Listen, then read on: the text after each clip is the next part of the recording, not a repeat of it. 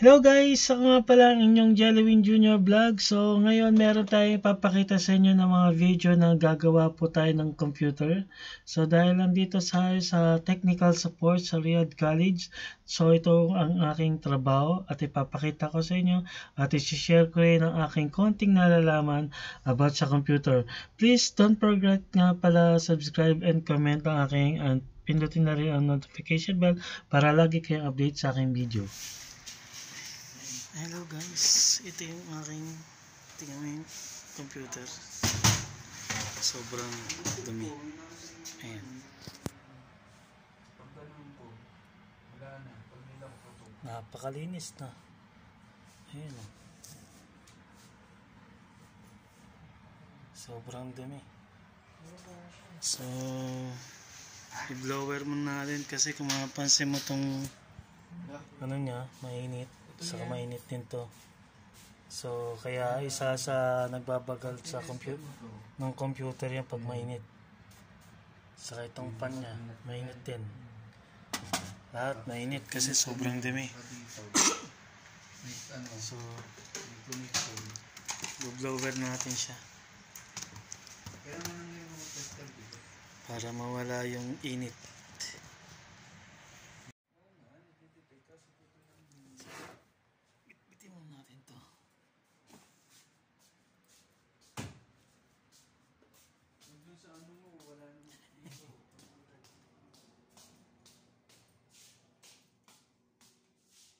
Yan. Gamit tayong computer dyan. So nakatambak. Ayan. Ito yung switch. Ayan.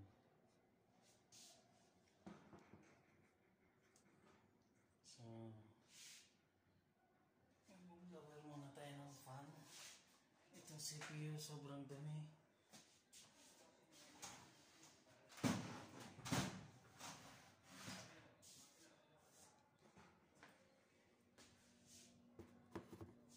So ayan.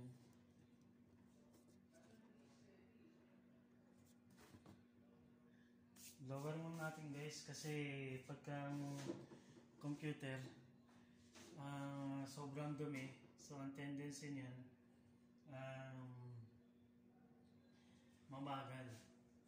mabagal yung kanyang formatting. Tapos kung mapapansin mo ito, sa sobrang tagal mainit na rin kahit yung fan. So dahil hindi na siya nakakaikot dahil sa sobrang dumi. So itong kanyang motherboard, kung mapapansin mo, okay, na medyo sobrang dumi, pati yung pinaka-fan niya dito. Ayan. Sobrang dami ng alikabok. Ayan. Ayan. Kahit yung kanyang video card, so nag-iinit na rin dahil sa sobrang dumi.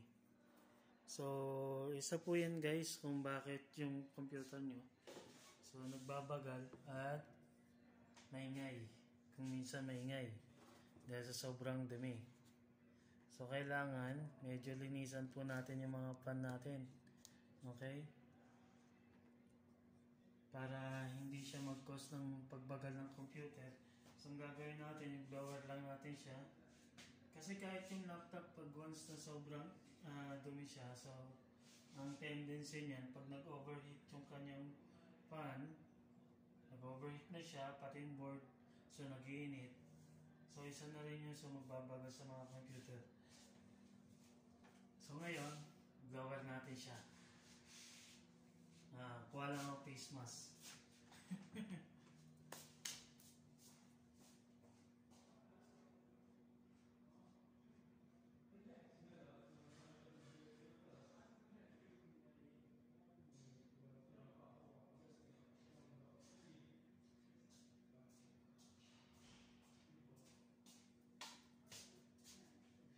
So yan guys, i-blower natin siya kasi para medyo bumilis siya ng kaunti at hindi na siya mag-overheat, para yung takbo niya mas mabilis, yung ikot ng fan hindi na mag-iinit yung fan sa may motherboard, yung kanyang heatsink, saka yung dalawang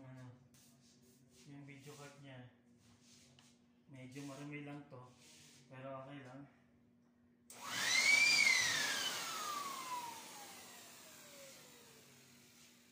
Yan, sobra dumi, di ba?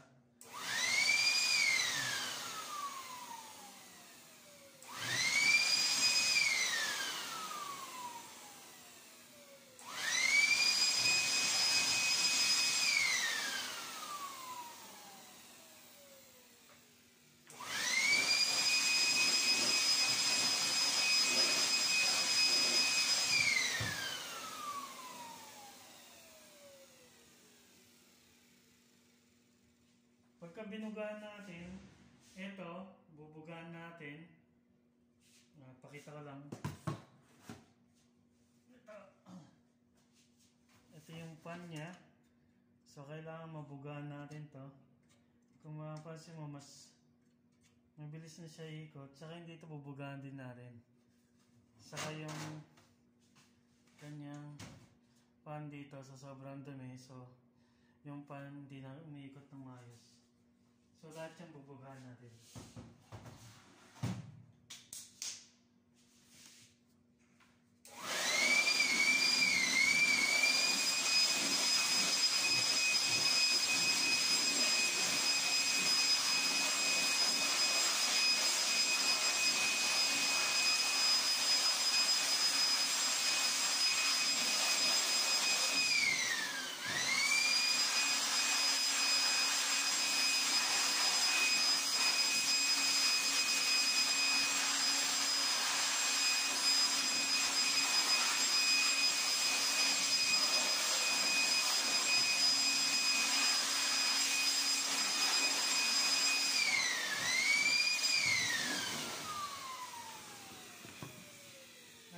So, nabugaan natin siya. Medyo malinis-linis na siya. Hindi kagaya kanina. So, silipin natin ha. So, yan. After na mabugaan natin, okay, buksan natin ilaw.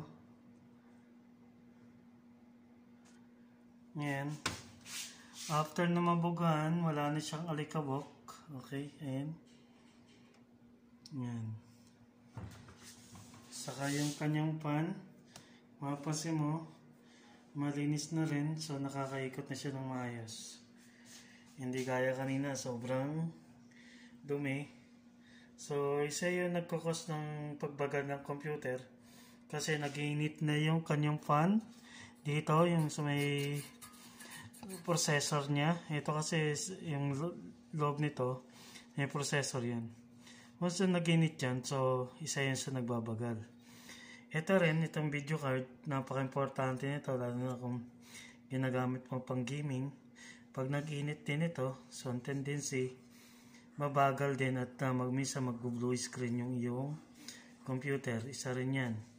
Kung bakit nag-blue screen, o minsan walang display kasi sobrang init ng video card.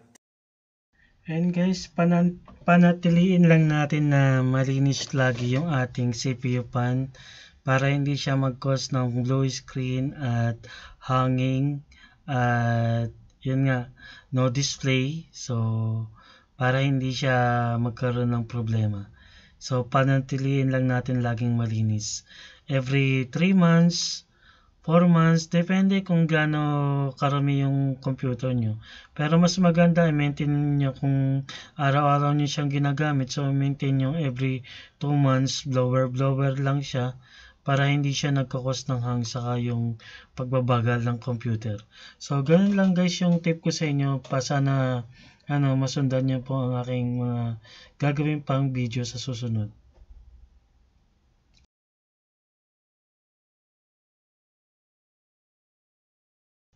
Ayan guys, katatapos ko lang din siyang i-reformat after natin siyang i-blower kanina. Kaya natin nga pala bin-blower kanina kasi nag-iinit na yung processor niya saka yung CPU pan. Tapos sa sobrang dumi rin ng kanyang power supply, yung fan niya, so hindi na rin siya naikot ng maayos. Medyo sticky na siya. So, kaya kailangan talaga natin yung blower para medyo mabilis yung takbo at hindi mag-iinit yung CPU at hindi rin magkakos ng hanging. So ngayon, tapos natin siyang i-blower at tapos ko na rin i-reformat. So ito rin pala nga pala yung ginagawa ko minsan dito. Gumagawa rin ako ng laptop. Ayan, katatapos ko lang din i-reformat yan. So yan yung aking ginagawa ngayon.